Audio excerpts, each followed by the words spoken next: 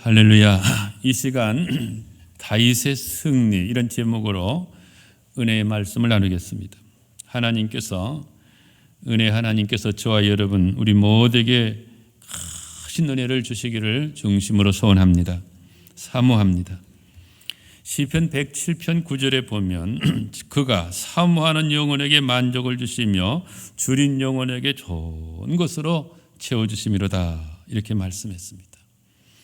우리 서로 감사한 마음으로 추석 명절도 지냈는데 한번 인사 나누고 교회에서 예배드리신 분들 또 각 가정처소에서도 서로 중심으로 사랑하고 한번 축복하는 인사를 하겠습니다. 사랑합니다. 축복합니다. 인사하겠습니다.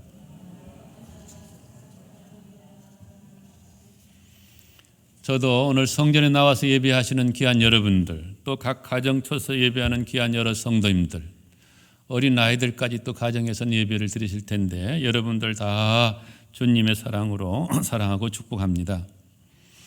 추석 명절을 잘 지나셨으리라고 생각합니다. 오늘 승리에 대한 말씀인데요. 우리 그리스도인들은 성공이란 말보다도 승리란 말을 우리가 더 많이 했으면 좋겠습니다.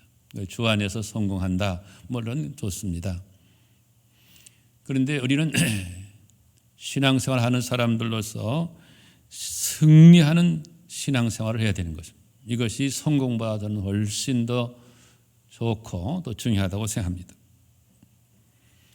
그런데요, 사랑하는 성도 여러분, 저와 여러분이 다 승리하기를 원하는데 주님의 사랑이 저와 여러분을 항상 승리로 이끕니다.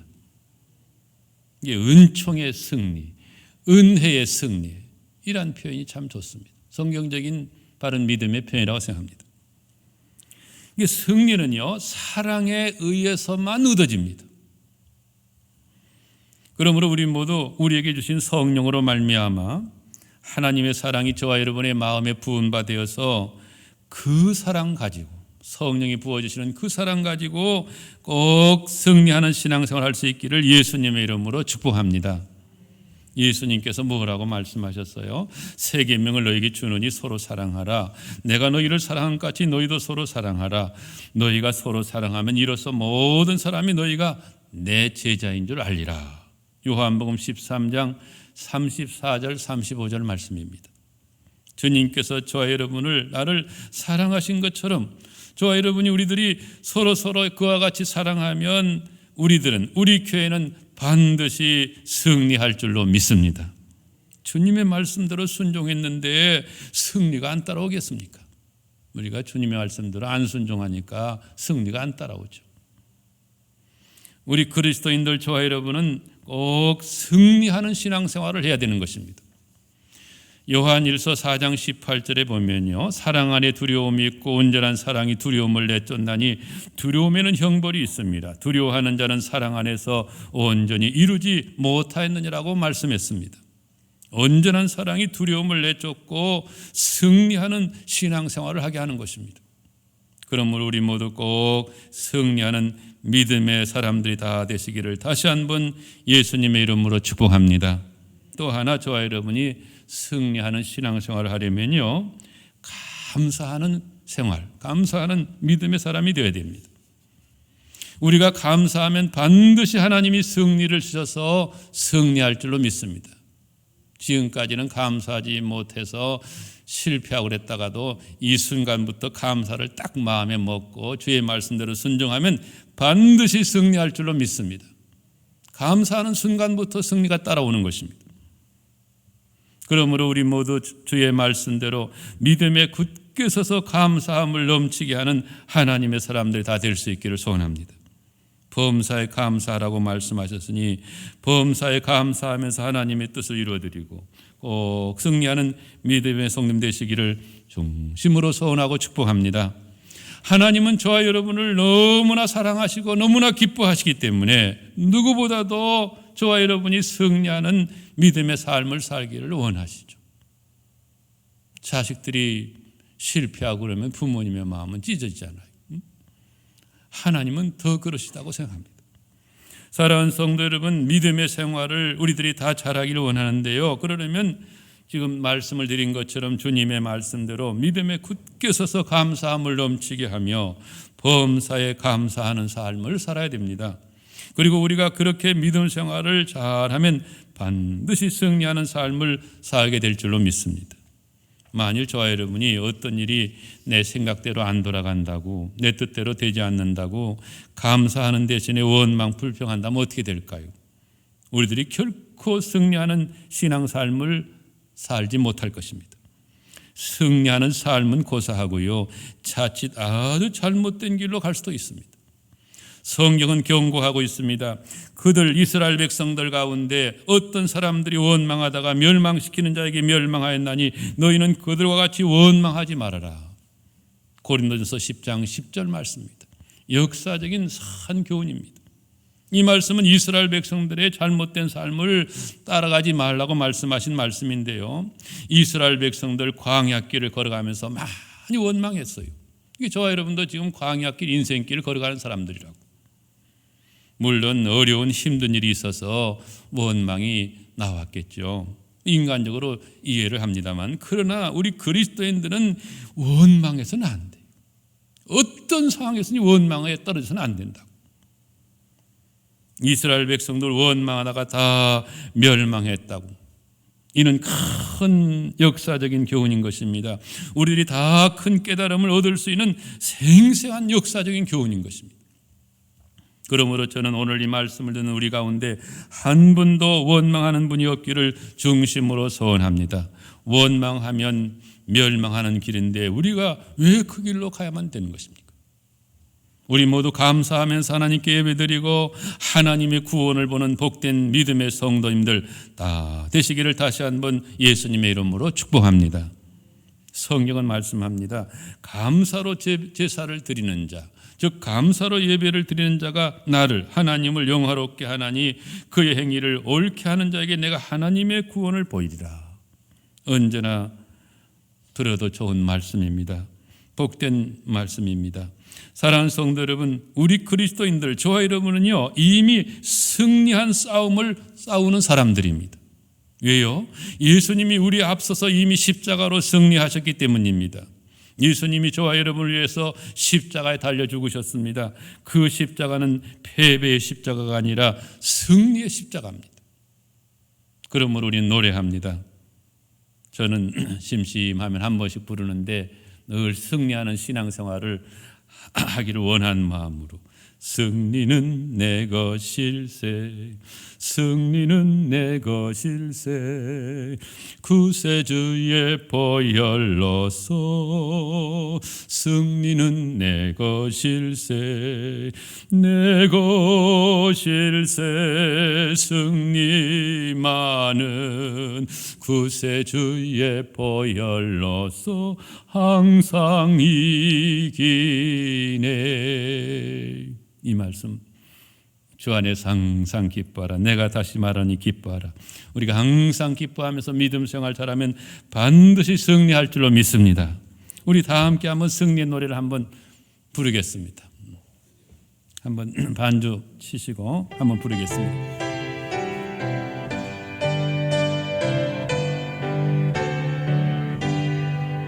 승리는 내 것일세, 승리는 내 것일세, 구세주의 보혈로서 승리는 내 것일세, 내 것일세, 승리만은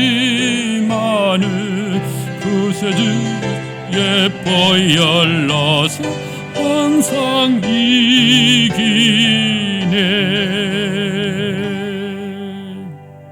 예수님께서 뭐라고 말씀하셨어요? 이것을 너희에게 이르는 것은 너희로 내 안에서 평안을 누리게 하려 함이라. 세상에서는 너희가 환난을 당하나 담대하라, 내가 세상을 이겼노라고 요한복음 16장 33절에서 말씀하십니다. 그러므로 이 말씀대로 사랑하는 성도 여러분, 늘 주님 안에서 평안을 누리기도 하시며 혹 세상에서 환난을 당할 자도 담대하시고 낙심하는 분이 한 분도 없기를 소원합니다. 예수님이 세상을 이기셨습니다. 그러므로 예수 믿는 우리도 온 세상을 이기는 것입니다. 요한일서 5장 4절 5절 말씀에도 보면 무릇 하나님께로부터 난 자마다 세상을 이기느니라. 세상을 이기는 승리는 이것이니 우리의 믿음이니라. 예수께서 하나님의 아들이심을 믿는 자가 아니면 세상을 이기는 자가 누구냐라고 말씀하십니다. 그러므로 저와 여러분이 믿음으로만 나아가면 말씀대로 반드시 승리할 줄로 믿습니다. 자, 오늘 말씀 너무나 우리가 잘 아는 말씀이죠. 다윗이 블레셋 장군인 골리앗과 싸워서 멋진 승리를 한 말씀입니다. 통쾌한 승리를 한 말씀입니다. 이 역시 믿음으로 승리한 이야기입니다. 하나님이 다윗에게 이기게 하셨는데요, 다윗의 믿음이 승리를 가져오게 한 것입니다. 우리 그리스도인들은 다 십자가 군병들입니다. 그래서 우리가 십자가 군병들아 이러한 찬송도 부릅니다. 우리는 믿음의 선한 싸움을 오늘 또 잘 싸우고 내일 또 잘 싸우고 죽을 때까지 믿음의 선한 싸움을 잘 싸워야 됩니다. 그리고 달려갈 길을 달려가고 믿음을 잘 지켜야 합니다. 그래서 저는 종종 이렇게 기도합니다. 하루에 한 번 정도씩 기도하는데 한번 저의 기도 내용을 한번 여러분 들어보시죠. 주님, 주님만이 나의 기쁨이요 나의 만족이십니다. 내가 사는 것이 그리스도인 하나님의 사람이 되기를 소원합니다. 그래서 정말 행복한 목회자로 나 자신을 하나님께 드리고 나와 만나는 사람마다 행복을 나누고 또 행복을 전염시키는 자가 되기를 소원합니다. 선한 예수 그리스도의 영향력을 끼치는 복음의 일꾼이요 복음의 전사가 되게 하옵소서. 주기도문처럼 거의 제가 늘 외우면서 하나님 앞에 드리는 기도입니다. 이게 복음의 전사가 되기를 소원하면서 기도하고 있습니다. 저는 저와 여러분이 우리 모두가 다윗과 같은 믿음의 사람, 꼭 하나님의 마음에 드는 사람들이 다 될 수 있기를 중심으로 소원합니다. 그러면 하나님이 얼마나 기뻐하시고 저와 여러분을 얼마나 아름답게 쓰실까요? 하나님께서 다윗을 세우시면서 하신 말씀 여러분 기억하시죠? 사도행전 13장 22절 23절에 나오는데 거기 보면 내가 하나님 말씀하십니다. 이세 아들 다윗을 만나니 내 마음에 맞는 사람이라 내 뜻을 다 이루리라. 하나님이 약속하신 대로 이 사람의 후손에서 이스라엘을 위하여 구주를 세우셨으니 곧 예수라. 내 마음에 맞는 사람이라 내 뜻을 다 이루리라. 이보다 더 좋은 복된 말씀이 어디 있을까요? 우리 모두 저와 여러분이 하나님의 마음에 꼭 맞는 사람들이 되시고 하나님의 뜻대로만 살고 하나님의 뜻을 다 이루어드리는 하나님의 사람들이 다 될 수 있기를 소원하고 예수님의 이름으로 축복합니다. 히브리서 11장 6절에 보면 믿음이 없이는 하나님을 기쁘시게 하지 못하나니 하나님께 나아가는 자는 반드시 그가 계신 것과 또한 그가 자기를 찾는 자들에게 상 주시는 이심을 믿어야 할지라고 말씀하십니다. 저와 여러분이 믿음으로 하나님을 기쁘시게 해드리면요 하나님께서 저와 여러분에게 꼭 승리를 주실 줄로 믿습니다. 이는 믿음의 승리인 것입니다. 자, 그러면 이제 다윗이 블레셋 장군 골리앗과 싸워서 승리한 이 말씀을 좀 더 그대로 한번 살펴보면서 은혜를 나누겠습니다. 여러분, 골리앗은요 엄청난 사람입니다. 언젠가 제가 여러 해 전에 저 거제도 대우조선을 방문한 적이 있습니다. 거기에서 아시는 분이 자꾸 한번 거제도 내려오라 해서 오래전에 비행기를 타고 한번 내려간 적이 있습니다. 거기 제가 아시는 목사님 섬기는 교회에 대우조선소 사장님이 계시더라고요. 목사님 몇시 왔다고 하니까 목사님들 오시죠. 그래가지고 자기가 직접 안내를 하시더라고요. 그 사장님이 안내를 받아가지고 대우조선소를 쭉 한 바퀴 돌았습니다. 근데 대우조선소에 들어가 보니까 큰 크레인이 있더라고요. 사장님이 안내하면서 저 뭔지 아시냐고 하면서 저것이 골리앗 크레인입니다. 그렇게 하더라고요. 아주 힘이 엄청난 크레인이란 그런 뜻이겠죠. 아주 큰 배를 만드는데 그 골리앗 크레인이 필요하고 또 있어야 되는가 보구나. 그렇게 생각을 했죠. 여러분, 블레셋 장군 골리앗은요 앞에 4절에 보니까 그 키가 얼마냐면 6규빗 한 뼘이라고 했습니다. 6규빗 한 뼘, 이게 히브리식 표현이라 잘 모르겠는데 6규빗이라면 한 규빗이 여기 손가락이 끝에서부터 가운데 손가락에서 여기까지거든요. 한 45m, 45cm에서 한 50cm입니다. 6규빗 하면 한 2m 70은 돼요. 거기다가 한 뼘을 더 보태니까 2m 90이 넘습니다. 키가 한 거의 3m가 되는 거예요. 보통 우리 키의 거의 2배입니다. 또 무장을 한 모습을 보니까요, 그가 입은 갑옷만 해도요, 한번 킬로그램을 따져보니까 한 50 몇 킬로, 거의 60킬로가 됩니다. 보통 사람의 몸무게입니다. 그러니 겉으로 볼 때 다윗과 이 골리앗의 싸움이 게임이 안 되는 것입니다. 상대가 되지 않습니다. 이미 이스라엘의 사울 왕을 비롯해서 모든 군사들은요, 싸울 용기를 잃어버렸습니다. 골리앗의 그 위용을 보고 전의를 상실하고 말았습니다. 그러니 어떻게 싸우겠습니까? 벌써 진 것입니다. 앞에 11절 말씀 보면 사울과 온 이스라엘이 블레셋 사람의 골리앗의 이 말을 듣고 놀라 크게 두려워하니라, 이렇게 말씀이 기록되어 있습니다. 그럼 골리앗이 무슨 말을 했기 때문에 이렇게 왕으로부터 온 백성이 놀라고 두려워했느냐, 한번 우리가 보지 않았습니다만은 앞에 말씀 한번 보겠습니다. 8절에서 11절까지 한번 우리 다 같이 한번 한 목소리를 한번 읽어보겠습니다. 8절에서 11절까지입니다. 골리앗이 하는 말입니다. 다 같이 읽겠습니다. 시작. 그가 서서 이스라엘 군대를 향하여 외쳐 이르되 너희가 어찌하여 나와서 전열을 벌였느냐? 나는 블레셋 사람이 아니며 너희는 사울의 신복이 아니냐? 너희는 한 사람을 택하여 내게로 내려보내라. 그가 나와 싸워서 나를 죽이면 우리가 너희의 종이 되겠고, 만일 내가 이겨 그를 죽이면 너희가 우리의 종이 되어 우리를 섬길 것이니라. 그 블레셋 사람이 또 이르되 내가 오늘 이스라엘 군대를 모욕하였으니 사람을 보내어 나와 더불어 싸우게 하라 한지라. 사울과 온 이스라엘이 블레셋 사람의 이 말을 듣고 놀라 크게 두려워하니라. 그러니까 골리앗이 딱 등장해가지고 이스라엘 백성들에게 선전포고 하는 식으로 하면서 막 말을 하는데, 너희들 가운데 한 사람을 내세워가지고 나와 싸우자. 그러니까 이 싸움은요, 골리앗과 이 다윗의 싸움은요 1대1의 개인 대 개인의 싸움이 아니에요. 이스라엘과 블레셋의 싸움입니다. 나라 대 나라의 싸움인 것입니다. 아무도 나서지를 못했습니다. 그저 골리앗의 말을 듣고 놀라서 크게 두려움에 떨고 있었습니다.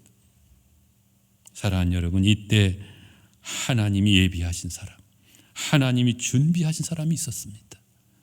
그가 바로 다윗이었습니다. 저와 여러분이 이와 같이 어려운 때, 이러한 국난의 때에 다윗과 같이 하나님이 준비한 사람이 되었으면 얼마나 좋겠습니까? 이런 한 사람이 필요한 것입니다. 다윗이 그 전쟁 때 나가게 된 까닭은 아버지 심부름하러 나갔어요. 아버지가 형들 안부 좀 물어보라고, 안부를 살피라고 다윗을 보냈는데, 갔다가 그 블레셋 장군인 골리앗의 그 말을 들은 것입니다. 의분이 일어난 것입니다. 사랑하는 성도 여러분, 우리가 인생을 살다 보면 이런저런 골리앗을 만나게 되지요. 그런데 보통 사람들은요, 자기 앞에 다가온 문제의 골리앗이 너무나 크기 때문에 내가 이길 수 없다, 이렇게 생각이 되면 그냥 기가 죽어버립니다. 싸움을 포기합니다. 예수 믿는 하나님의 사람들도 예는 아닌 것 같아요. 너무 힘에 겨운 문제가 다가오면 예수 믿는 사람들도 포기하는 것입니다. 어떤 사람은요, 자기 삶 자체를 포기해버립니다. 자기가 자기 생명을 끊어버려요. 그러나 하나님 믿고 예수 그리스도를 믿는 우리 성도들은 절대로 나의 삶 자체를 포기해서는 안 됩니다. 아무리 극심한 어려움 가운데서도 하나님의 뜻을 찾고 하나님의 뜻대로 살아가는 저와 여러분이 될 수 있기를 주님의 이름으로 축복합니다. 이러한 코로나 시대에서 우리가 어떻게 살아야 되겠습니까? 하나님의 뜻대로 살아야지. 하나님의 선하시고 하나님의 기뻐하시고 하나님의 온전한 뜻이 무엇인지 분별하도록 말씀하셨으니까 하나님의 뜻대로 살리라, 하나님의 말씀대로 살리라, 딱 이렇게 마음 먹고 순종하면서 살아가면 하나님께서 반드시 기적도 주시고 우리를 일으켜 주실 줄로 믿습니다. 기도하면서 일어나는 것입니다. 하나님께서 응답해 주시는 것입니다. 요한일서 5장 14절과 15절에 보면 그를 향하여, 하나님을 향하여 우리가 가진 바 담대함이 이것이니 그의 뜻대로 구하면 들으심이라. 우리가 무엇이든지 구하는 바를 들으시는 줄을 안즉 우리가 그에게 구한 그것을 얻은 줄을 또한 아느니라.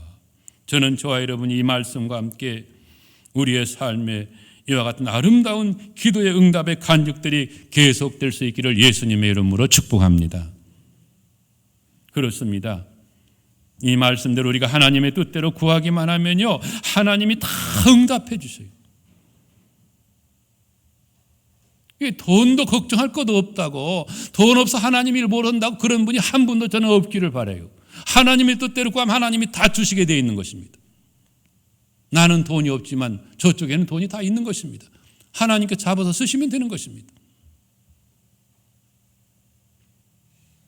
우리 모두 긍휼하심을 받고 때를 따라 돕는 은혜를 얻기 위하여 은혜의 보좌 앞에 담대히 나아가는 믿음의 성도님들 다 되시기를 예수님의 이름으로 축복합니다.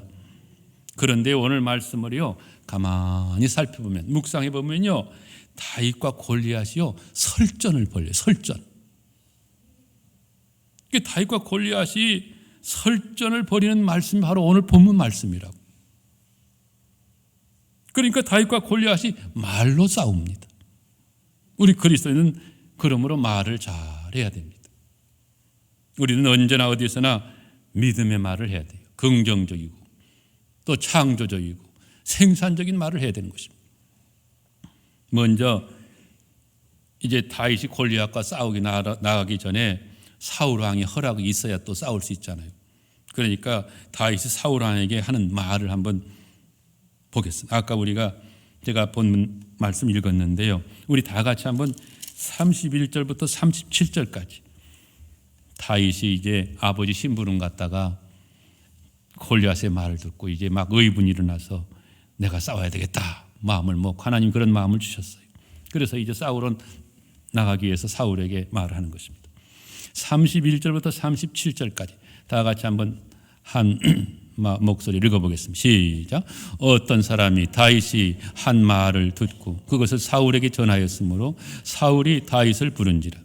다윗이 사울에게 말하되 그로 말미암아 사람이 낙담하지 말 것이라. 주의 종이 가서 저 블레셋 사람과 싸우리다 하니 사울이 다윗에게 이르되 내가 가서 저 블레셋 사람과 싸울 수 없으리니 너는 소년이요 그는 어려서부터 용사임이니라. 다윗이 사울에게 말하되 주의 종이 아버지 양을 지킬 때에 사자나 곰이 와서 양떼에서 새끼를 물어가면 내가 따라가서 그것을 치고 그 입에서 새끼를 건져내었고 그것이 일어나 나를 해하고자 하면 내가 그 수염을 잡고 그것을 쳐 죽였나이다. 주의 종이 사자와 곰도 쳤은즉 살아계신 하나님의 군대를 모욕한 이 할례받지 않은 블레셋 사람이리까 그가 그 짐승의 하나와 같이 되리이다. 또 다윗이 이르되 여호와께서 나를 사자의 발톱과 곰의 발톱에서 건져내셨은즉 나를 이 블레셋 사람의 손에서도 건져내시리이다. 사울이 다윗에게 이르되 가라, 여호와께서 너와 함께 계시기를 원하노라. 아멘. 그래서 이제 다윗이 블레셋 장군 골리앗과 싸우게 된 것입니다. 이때 다윗의 나이가 몇 살쯤 되었을까? 한 17살쯤 된 것 같습니다. 여기 33절에 보면 사울이 자기에게 나온 다윗을 보고는 너는 소년이요. 한 17살 먹은 소년이었습니다. 그러나 다윗은 믿음의 사람이었습니다. 믿음의 용사였습니다. 하나님을 누구보다도 사랑하는 하나님의 사람이었습니다. 여기 말씀 속에 다윗의 아주 귀한 믿음의 고백이 들어 있습니다. 그러면 이제 다윗과 골리앗과 다윗이 하는 말싸움을 한번 보시겠습니다. 먼저 블레셋 장군인 골리앗이 하는 말 한번 말씀으로 다 같이 한번 또 읽어보겠습니다. 우리 41절부터 44절까지 한번 다 같이 읽겠습니다. 시작. 블레셋 사람이 방패든 사람을 앞세우고 다윗에게로 점점 가까이 나가니라. 그 블레셋 사람이 둘러보다가 다윗을 보고 업신여기니 이는 그가 젊고 붉고 용모가 아름다움이라. 블레셋 사람이 다윗에게 이르되 내가 나를 개로 여기고 막대기를 가지고 내게 나왔느냐 하고 그의 신들의 이름으로 다윗을 저주하고, 그 블레셋 사람이 또 다윗에게 이르되 내게로 오라. 내가 네 살을 공중의 새들과 들짐승에게 주리라 하는지라. 계속 이제는 다윗의 말, 다윗이 어떻게 또 응수하는가. 45절 이하 쭉 49절까지 다시 한번 또 읽겠습니다. 시작. 다윗이 블레셋 사람에게 이르되 너는 칼과 창과 단창으로 내게 나아오거니와 나는 만군의 여호와의 이름 곧 네가 모욕하는 이스라엘 군대 하나님의 이름으로 네게 나아가노라. 오늘 여호와께서 너를 내 손에 넘기시리니 내가 너를 쳐서 네 목을 베고 블레셋 군대의 시체를 오늘 공중의 새와 땅의 들짐승에게 주어 온 땅으로 이스라엘의 하나님이 계신 줄 알게 하겠고 또 여호와의 구원하심이 칼과 창에 있지 아니함을 이 무리에게 알게 하리라. 전쟁은 여호와께 속한 것인즉 그가 너희를 우리 손에 넘기시리라. 블레셋 사람이 일어나 다윗에게로 마주 가까이 올 때에 다윗이 블레셋 사람을 향하여 빨리 달리며 손을 주머니에 넣어 돌을 가지고 물매로 던져 블레셋 사람의 이마를 치매 돌이 그의 이마에 박히니 땅에 엎드러지니라. 아멘. 골리앗이 막 중무장을 잘 했지만은요, 여기는 좀 허점이 있었어요. 여기까지는 다 무장할 수 없어요. 이 빈 이터에 그냥 명중을 시킨 것입니다. 여러분, 우리가 기억할 것은요, 다윗이 말싸움에서 승리했다는 것입니다. 그리고 또 실제로 승리했습니다. 골리앗을 쓰러뜨렸습니다. 물맷돌로 그의 이마에 명중시킴으로써 골리앗은 땅에 엎드러지고 말았습니다. 여기 말씀에 나오는 골리앗의 말을 보면요, 하나님에 대한 인식이 전혀 없습니다. 하나님이 없는 사람이에요.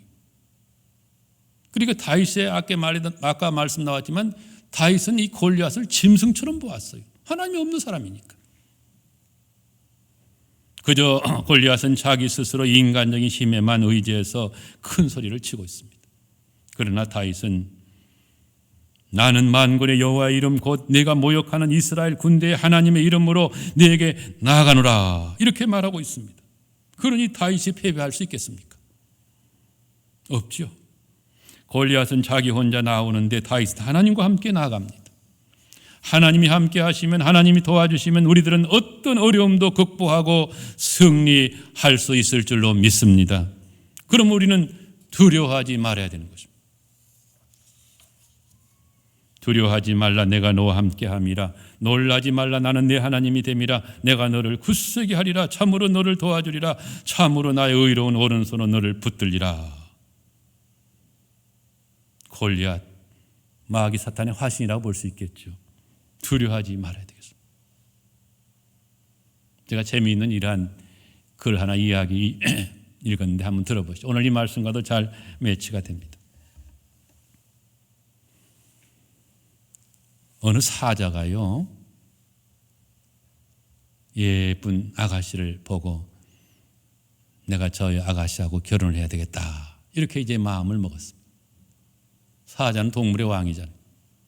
그래서 그 예쁜 아가씨의 아버지를 찾아갔습니다. 내가 당신 딸하고 결혼을 하려고 하는데 당신 딸을 좀 달라고. 그 사자 앞에서 함부로 거절한 말을 못하잖아요. 그래서 일단은 이 때를 잘 지혜롭게 넘겨야 되겠다 생각하고 그렇게 하겠다고. 내 딸도 당신을 좋아할 거라고. 내일 다시 오라고. 내가 딸한테 그래도 얘기를 해야 되지 않겠냐고. 그 사자가 이제 싱글벙글 하면서 이제 내일 찾아오기로 했습니다. 찾아왔는데 이 아버지가 이제 이 어려운 때를 잘 지혜롭게 넘겨야 되겠다, 그렇게 생각하고는 한 가지 제안을 했다고 합니다. 어떤 제안을 했느냐면 우리 딸이 당신을 좋아합니다. 그런데 당신한테 가려고 하는데 당신이 무섭대요. 당신의 이빨이 무섭고 또 당신의 발톱이 무서우니까 내 딸이 당신한테 시집가려면 그 이빨을 좀 빼고 발톱도 좀 뺐으면 좋겠다고. 그러니까 이 사자가 싱글벙글 하면서 다 빼라고 했다고 합니다. 그 사자가 벌렁 누워가지고 자기 이빨도 빼고 자기 발톱 다 빼라고 했대요. 다 뺐대요. 뺀 다음에 이 아버지가 동네 사람들 불러가지고 몽둥이 하나씩 다 들고 오라 해가지고 그 사자를 막 둘러 팼대요. 그래도 사자가 이빨도 다 빠진 사자고 발톱도 다 빠졌으니까 주랭랑을 치고 말았다는 것입니다. 이빨 빠진 사자, 이빨 빠진 호랑이, 여러분 그런 말 들어봤죠? 마귀 사탄 별거 아니라고요. 여러분. 이빨 빠진 호랑이, 이빨 빠진 사자라. 우리는 두려워하지 말고 이럴 때에서 하나님의 지혜를 구하고 담대하게 용기 있게 우리가 믿음 생활 잘하는 저와 여러분이 될 수 있기를 다시 한번 주님의 이름으로 축복합니다. 저는 우리 모두에게 하나님이 우리와 함께 하신다는 이 임마누엘의 신앙이 있기를 소원해요. 다윗이 임마누엘의 신앙이 있어서 골리앗 앞에 나갈 수 있었고 승리할 수가 있었습니다. 예수님이 뭐라고 말씀하셨어요? 볼지어다 내가 세상 끝날까지 너희와 항상 함께 있으리라. 이 축복보다 더 큰 축복은 없습니다. 저와 여러분이 혹 골리앗 같은 큰 문제 앞에 우리가 있을 때에도 하나님이 나와 함께 하시면 문제없다. 이러한 믿음을 갖기를 원합니다. 다윗의 신앙이 바로 그러한 믿음이었기 때문에 골리앗 앞에 담대히 나가 싸울 수 있었고 하나님 주시는 승리를 쟁취할 수가 있었던 것입니다. 하나님이 믿음의 사람 다윗에게 승리를 주셨습니다. 사랑하는 성도 여러분, 그러므로 우리들은 언제나 어디서나 믿음으로 살고 믿음으로 승리해야 하겠습니다. 특별히 우리가 믿음으로 말해서 말로서 먼저 이길 수 있어야 되겠습니다. 오늘 이 말씀 가운데 이것이 저는 굉장한 중요한 교훈이라고 생각해요. 이게 만일 저와 여러분이 말을 할 때요, 나는 할 수 없습니다. 나는 못합니다. 나는 힘이 없습니다. 이길 힘이 없습니다. 이렇게 말하면 벌써 그 말로 말미암아서 이길 수가 없는 것입니다. 벌써 그 말로 말미암아 나는 패한 것입니다. 말이 씨가 된다는 말도 있잖아요. 그건 정확한 말이라고 생각합니다. 그러나 저와 여러분이 다윗처럼 믿음으로 나아가 믿음의 말을 하면 반드시 승리할 줄로 믿습니다. 사도 바울이 뭐라고 말했어요? 내게 능력 주시는 자 안에서 내가 모든 것을 할 수 있느니라. 빌립보 4장 13절 말씀입니다. 언젠가 저 인도 코린 신학교 가서 그 졸업식 때 마침 가게 돼서 제가 축사를 했어요. 축사가 두 사람 했는데 피종진 목사님 축사하시고 저도 축사를 같이 했는데 피종진 목사님이 이 말씀 가지고 축사하더라고요. 내게 능력 주시는 자 안에서 내가 모든 것을 할 수 있느니라. 이제 주의 종들로 각 일터로 나가는데 이 말씀과 함께 나가라.